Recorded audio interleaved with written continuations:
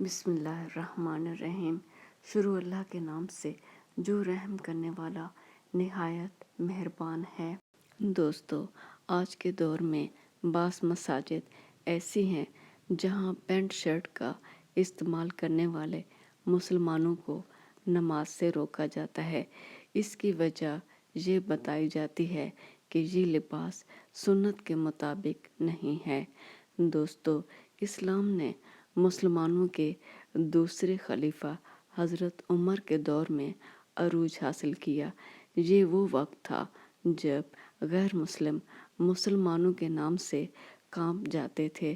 اسلام ان کی بقا کے لیے سب سے بڑا خطرہ بنا ہوا تھا۔ اس دور میں مسلمان سپاہی عربی لباس میں ہوتے تھے اور ان کا ڈھیلا ڈھالا یہ عربی لباس جنگ کے دوران تلوار سے الجھ جاتا تھا۔ اس وجہ سے اکثر سپاہی اپنی قمیض اتار دیتے تھے تاکہ تلوار چلانے میں آسانی ہو۔ حضرت عمر رضی اللہ تعالی عنہ سے بہت سے سپاہیوں نے عربی لباس کے بارے میں شکایت کی۔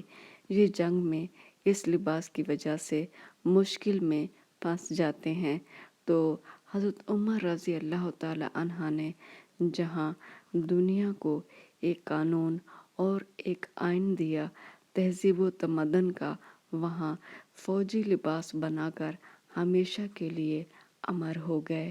حضرت عمر رضی اللہ تعالی عنہ نے اپنی فوج کے لیے ڈھیلا ڈھالا ٹراؤزر اور شرٹ سلوائی، جو اتنا مقبول ہوا کہ بعد میں یورپ نے اس کو اپنا قومی لباس بنا لیا اور آج یہ فوجی لباس ترقی کرتے ہوئے اس مقام پر پہنچ گیا ہے۔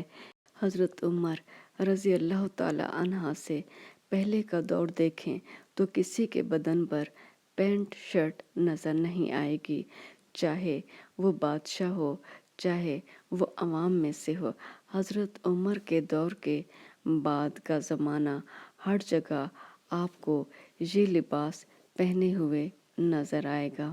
دوستو، ہمیں اپنے عظیم فاتح کی یاد میں یہ لباس پہننا چاہیے، کیونکہ پوری دنیا اس لباس پر مرتی ہے۔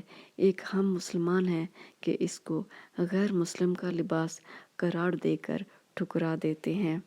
نماز سے روکنے والے علماء سے کوئی پوچھے کہ کیا دنیا کے تمام کونے عربی لباس یا شلوار قمیض کے محتاج ہیں؟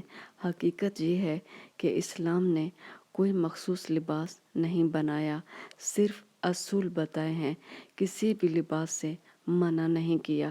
اسلام کے نزدیک اچھا لباس وہ ہے جو آپ کا جسم ڈھانپے اور ستر کو محفوظ رکھے اور پہننے میں آرام دہ ہو اور دیکھنے والوں کو خوشنما لگے۔